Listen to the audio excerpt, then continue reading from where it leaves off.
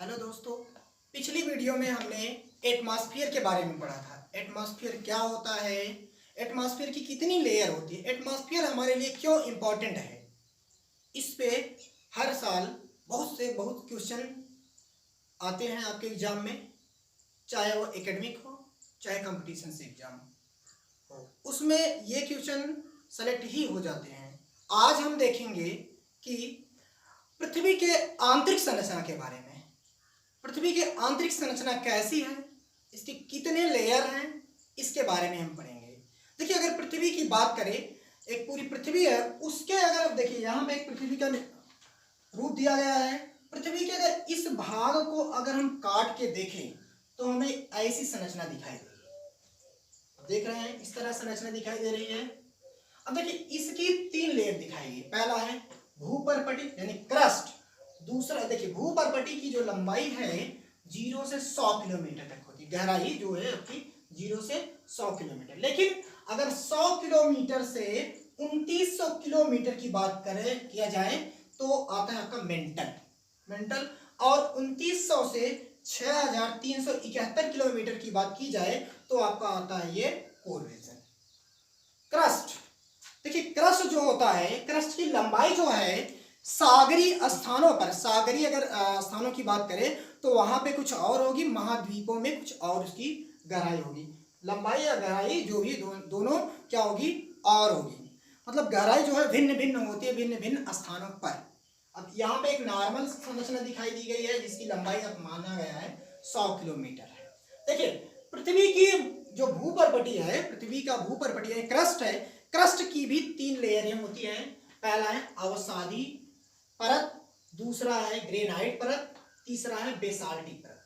अब देखिए, इनकी गहराई के साथ साथ तापमान में, घनत्व में भिन्नता शुरू होती है। देखिए, अगर हम गहराई की बात करें तो देखिए, गहराई बढ़ने के साथ साथ इनके तापमान में भी वृद्धि होती है और साथ साथ ही घनत्व में भी वृद्धि होती है। यानी 3 चीजें होती है, डिपेंड करती है गहराई पर। गहराई बढ़ने के साथ साथ तापमान में वृद्धि होती है, दाब में वृद्धि होती है, घनत्व में वृद्धि होती है। देखिए, अगर समुद्र तल से आप नीचे जाएंगे तो ये तीनों चीजें यानी ताप, दाब और घनत्व बढ़ेगा। अगर समुद्र से ऊपर जाएंगे, आप समुद्र तल से ऊपर जाएंगे तो ये तीनों चीजें घटेंगी। जैसा आपने देखिए अगले वीडियो मैंने बताया था कि अगर देखिए समुद्र तल से आप समुद्र तल से ऊपर जाएंगे यानी ट्रोपोस्फियर में जाएंगे तो 1 किलोमीटर जाने पर आपके 6.5 डिग्री सेल्सियस की तापमान में गिरावट आती है।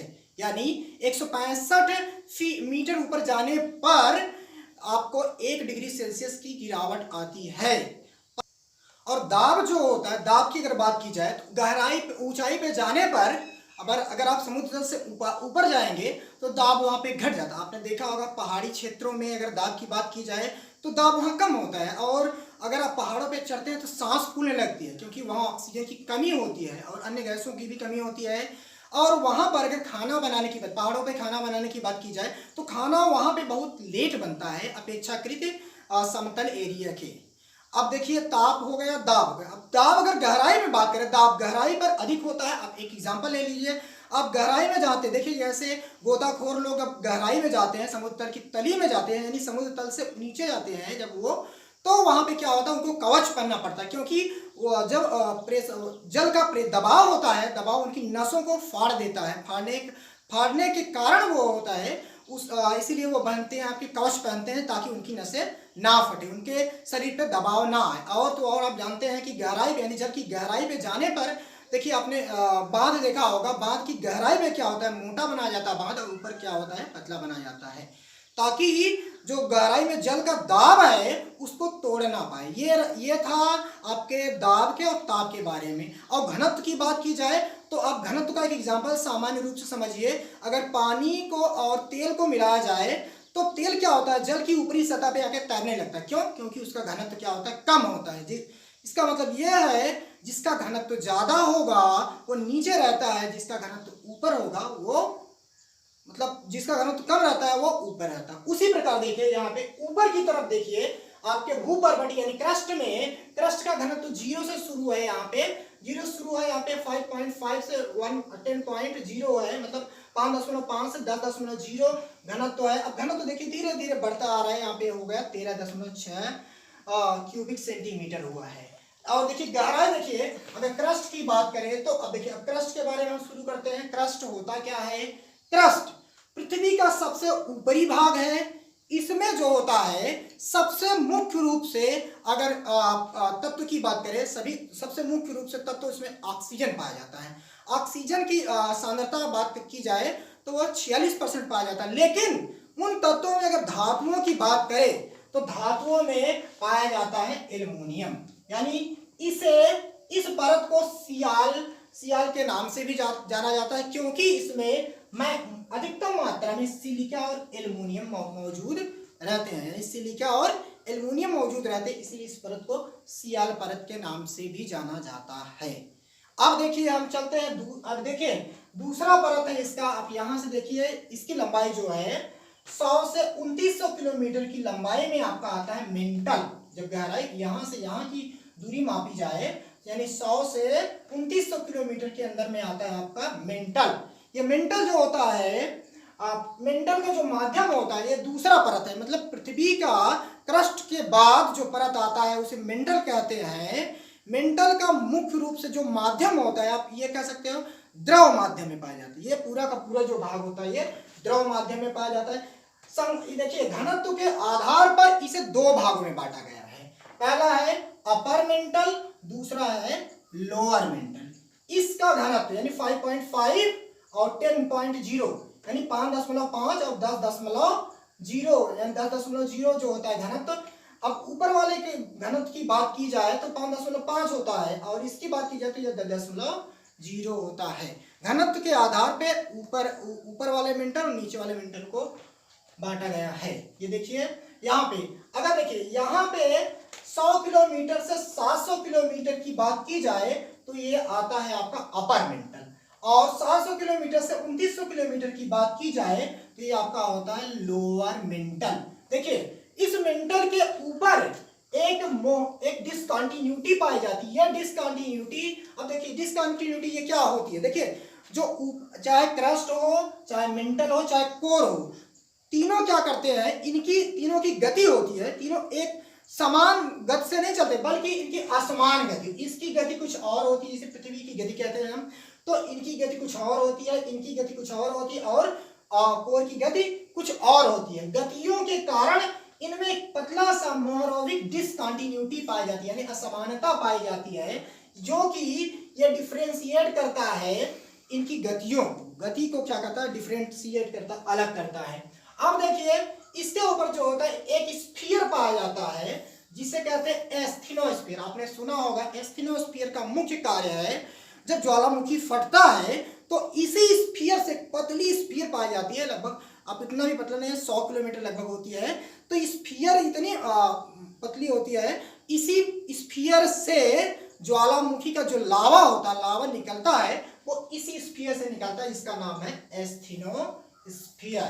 एस्थेनोस्फीयर का मुख्य कार्य है ज्वालामुखी से फटने वाला जो लावा होता है, बाहर निकलता है, उसको बनाता है ये। अब देखिए धीरे धीरे जाने पर तापमान, देखिए अगर हम देखिए यहाँ की बात करें, यहाँ से यहाँ के तापमान की बात करें, यानी क्रस्ट के तापमान की बात करें, तो यहाँ पर 12 डिग्री सेल्सियस, यानी जो होगा 12 डिग्री सेल्सियस, जैसे 1 किलोमीटर गहराई पर जाने पर 12 डिग्री सेल्सियस तापमान में वृद्धि होती है। लेकिन अगर मेंटल की बात करें तो यहाँ पर धीरे धीरे तापमान के जो बढ़ने का दर है वो घटता जाता है। यहाँ पर ये हो जाता है, यानी मेंटल में ये होता है कि 2 डिग्री सेल्सियस पर किलोमीटर तापमान में वृद्धि होती है।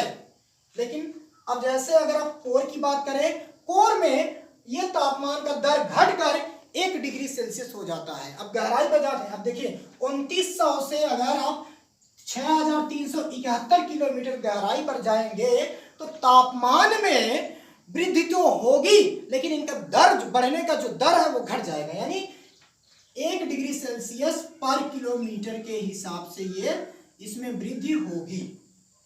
वृद्धि तो हो रही है, लेकिन दर जो है घट गया है। अब देखिए, अब अगली बात करी जाए तो ये है कोर रीजन। कोर रीजन ये भी घनत्व के आधार पर इन्हें भी दो भागों में बांटा गया है। पहला है कोर, आउटर कोर होता है जिसका माध्यम होता है लिक्विड यानी द्रव के माध्यम होता है। दूसरा होता है इनर कोर होता है, इसका माध्यम होता है सॉलिड। ये होता है द्रव के माध्यम में होता है और ये ठोस के माध्यम में पाया जाता है। हाँ, तो कोर की बात की जाए तो कोर की जो गहराई है, अगर हम पृथ्वी के 2900 से 6371 किलोमीटर गहराई पे जाते हैं तो हमें मिलता है कोर रीजन। ये कोर रीजन के दो भाग होते हैं, आप जानते हैं, एक होता है आउटर कोर, दूसरा होता है इनर कोर। आउटर कोर जो होता है 2900 यानी 2900 से 5150 किलोमीटर की जब गहराई पे देखते हैं तो ये हमें मिलता है क्या, आउटर कोर। लेकिन 5150 किलोमीटर से 6371 किलोमीटर की गहराई पे हम जाते हैं तो हमें मिलता है इनर कोर। आउटर कोर जो होता है उसका माध्यम होता है द्रव माध्यम में होता है, लेकिन इनर कोर की बात की जाए तो इनर कोर जो होता है उसका माध्यम होता है आपका सॉलिड यानी ठोस माध्यम में पाया जाता है। यह जो होता है इसका जो द्रव्यमान होता है 32%, पूरे द्रव्यमान का 32% होता है। तो अब देखिए इसमें जो होता है मुख्य रूप से जो तत्व पाए जाते हैं, निकिल और फेरस पाए जाते हैं, निकिल और आयरन पाए जाते हैं, इसीलिए इसे नीफे नाम से भी जाना जाता है। देखिए अब देखिए ये तीनों में देखिए जो तीनों आप पढ़े हैं, क्रस्ट, मेंटल और कोर।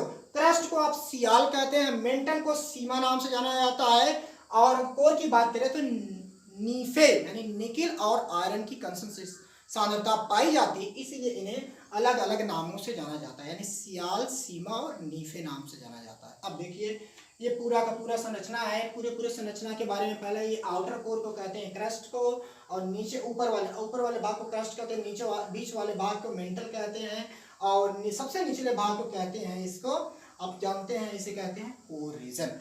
कोर रीजन में देखिए गहराई बढ़ने के साथ साथ, देखिए अगर ऊपर से नीचे गहराई बढ़ती है, गहराई बढ़ने के साथ साथ घनत्व में वृद्धि होती है, ताप में वृद्धि होती है और दाब में वृद्धि होती है, ये सीधा वृद्धि होती है। लेकिन ताप की बढ़ने का दर जो होता है, क्रस्ट की बात करें तो 12 डिग्री सेल्सियस पर किलोमीटर, अगर इसमें मेंटल की बात करें तो 2 डिग्री सेल्सियस वृद्धि होती है, और इसकी बात करें यानी कोर की बात करें तो 1 डिग्री सेल्सियस पर किलोमीटर के हिसाब से वृद्धि होती है।